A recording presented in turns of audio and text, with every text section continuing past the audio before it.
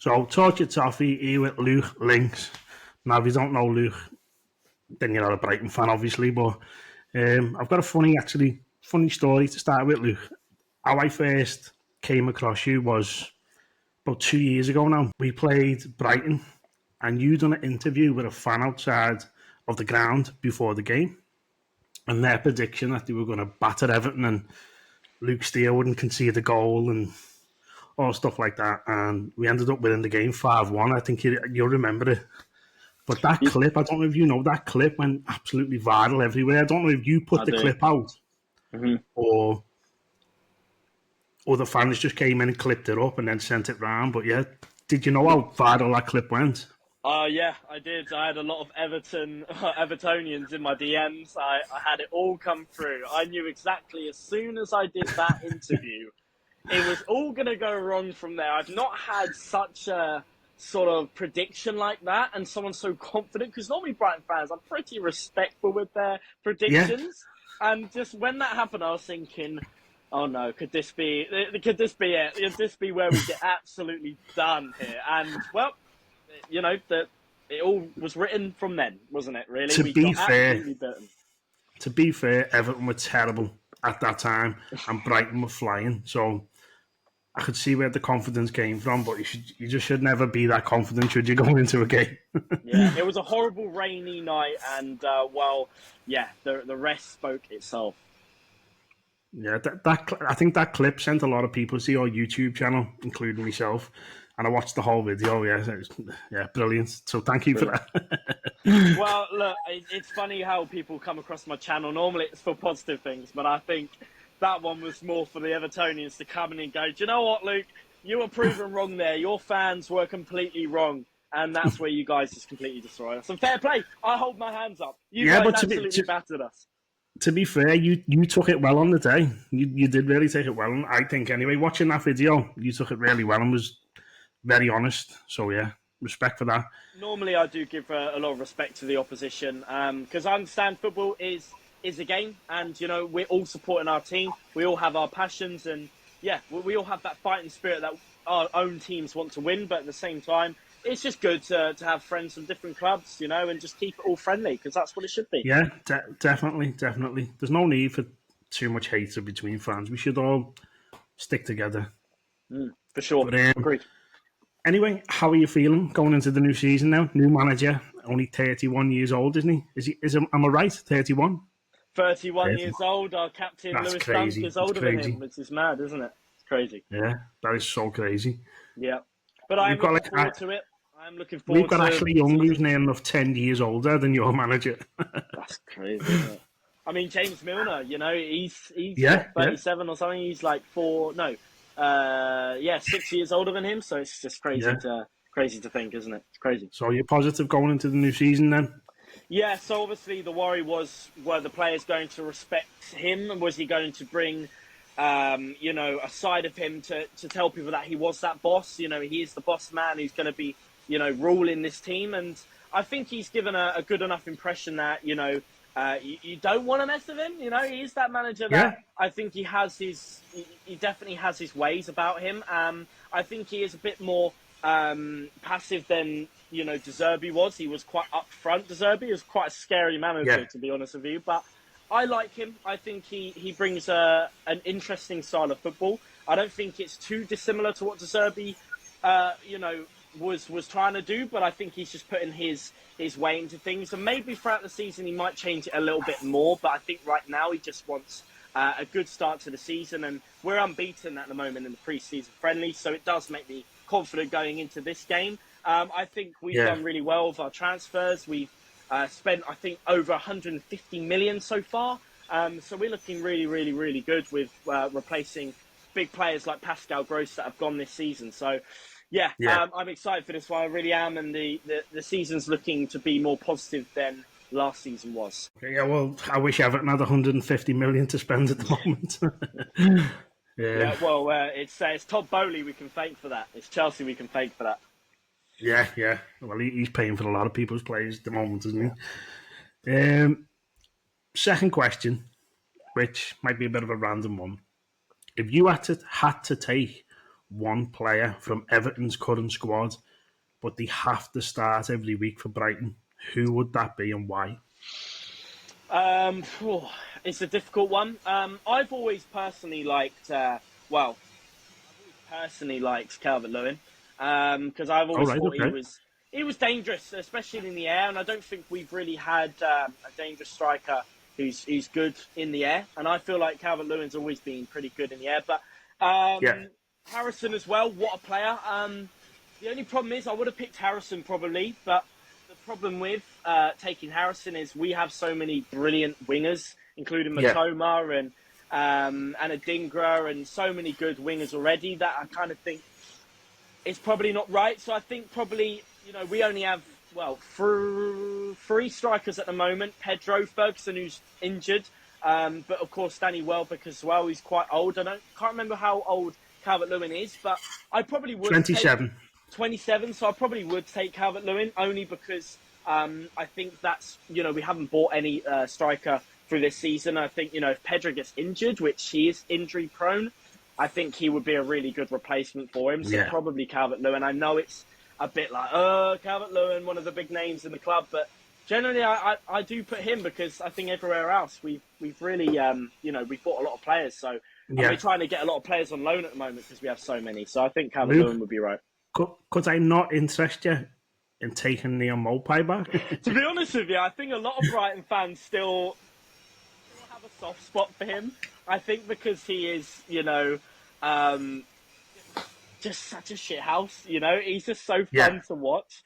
He is, yeah. He's just such an entertaining football player. But yeah, I don't think his quality is to our level. In my opinion, I think Calvert-Lewin's above him. So no.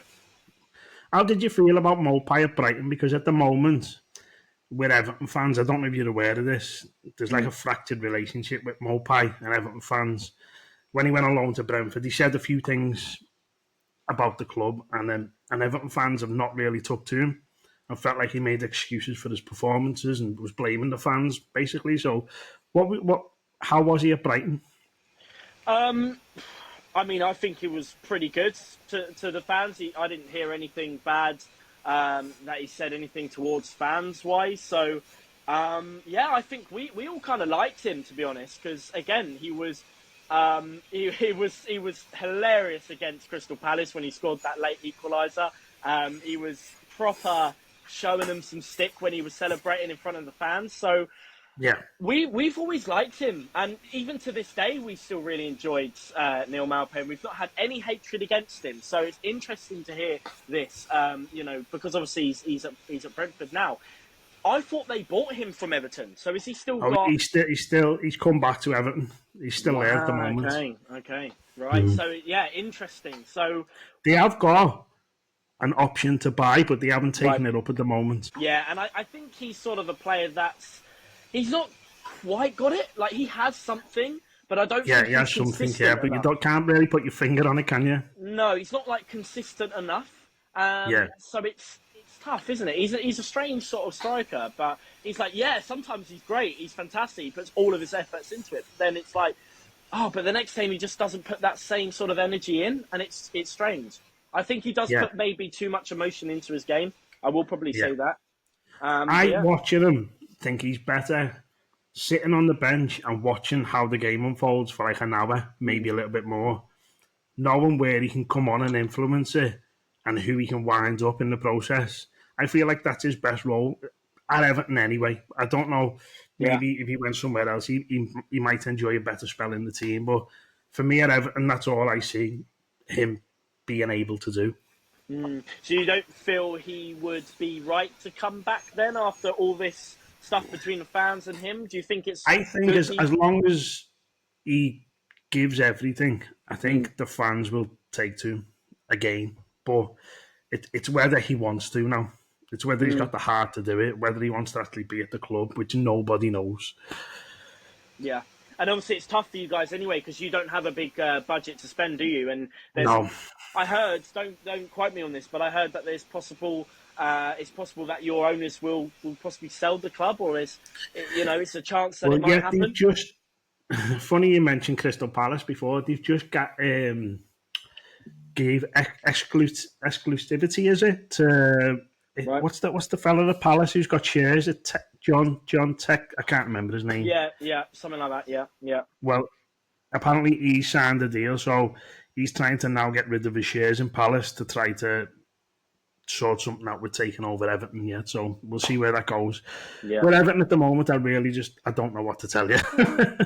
Surely you should be excited for the new stadium. I mean, that's a bit of Yeah. positive, right? I mean, look, the Goodison Park is historic, but I also think that maybe it's probably the right time to step into a new Everton, a new stadium, refresh things, get yourselves back up a bit more. I think every Everton fan will 100% agree with you. We will all miss Goodison Park.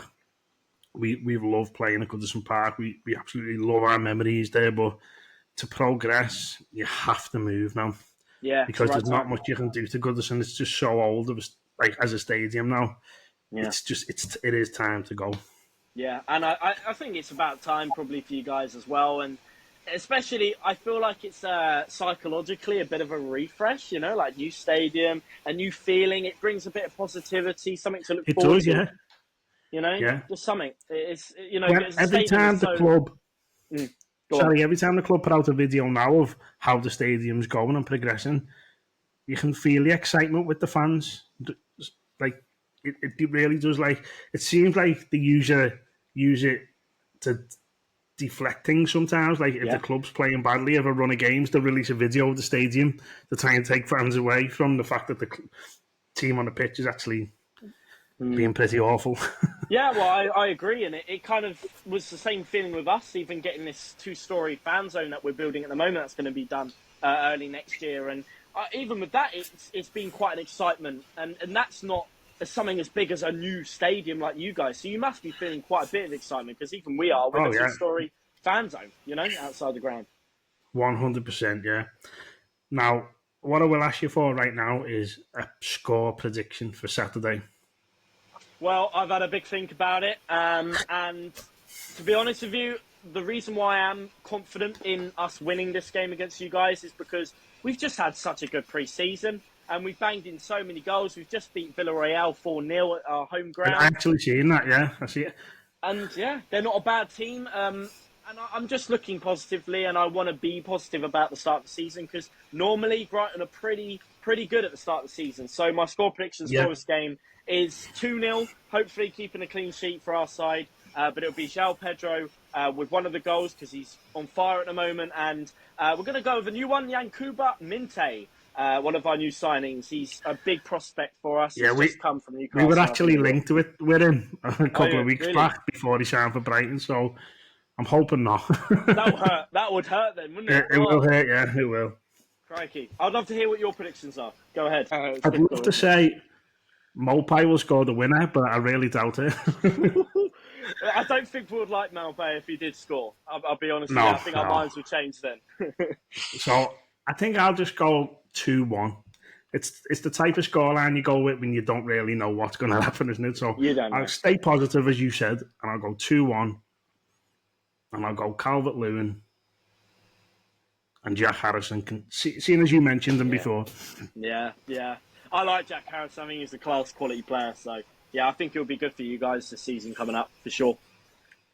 Now, as you mentioned, the stadium, part of this, me interviewing fans from every club we play now, is obviously Goodison Park is in its last year. Now, have you been to Goodison Park before?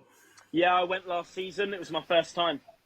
Oh, that was your first time. So what I was going to ask you was, what's your best memory of Goodison Park? Now, it doesn't matter if you were there or you wasn't there, and it does not matter if your team absolutely battered Everton, because all I'm looking for is great memories at Goodison Park, whether it's the away team or the home team, because it's all the same. It's all great memories in that ground. So I just want to know, what's your favourite memory of Goodison Park?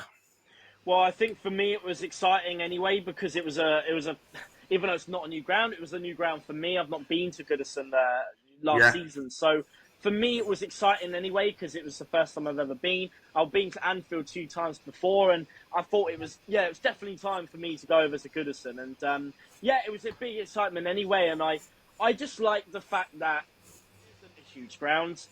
Your fans are. The Liverpool fans are going to hate me saying this, but I feel like you guys are just more of like a togetherness. I feel like Yeah. there's more going on with you guys as well. There's more stresses, and I just felt like you guys have way more energy going on in Yeah. Goodison than Anfield, for example. Well, You know? what I will say is, and I'm not defending Liverpool because I love banter in Liverpool, but what I will say is they have a lot more fans that come from outside of the city. Their ground is basically full of foreigners, and I Yeah, don't think that helps them with their atmosphere or their togetherness. I think it brings a bit of a divide with the actual local fans, yeah. seeing foreigners coming in getting all the tickets. And there's nothing wrong with foreigners getting tickets for football games, but when it's so many and you can't get a ticket in the city yourself, I think that's where a lot of the frustration comes from. Yeah, and I feel like Goodison is just more raw, and I feel like it's a Yeah, bit more proper in yeah, some sort of way. You know, it's like I've always supported more of the underdogs, and obviously you guys as a club are not underdogs in a name, but I feel like recently in the last previous couple of years you have been the underdogs, yeah. especially to Liverpool and stuff like that. So I Oh don't yeah, know, 100%. and you guys are blue as well, and we're blue, so I kind of just. Yeah, I like Goodison, and I like the fact that you guys as you say, are all locals. So yeah, I do like Goodison, and I've had some good memories there, even though I've been there once, and I'm hoping to have some more better memories coming up Saturday. Well, hopefully not. Yeah, But that's Luke, it. I do want to thank you for your time. I really do appreciate it. You've gone out of your way this week to try and give me a time when you could make it on, so I do really appreciate that. And hopefully I will see you on Saturday. Yeah, well, we'll hopefully get you on my side and get you on my end. So yeah, thank you so much for the opportunity, and yeah, hopefully we can do this again sometime. Yeah, oh, 100%, 100%.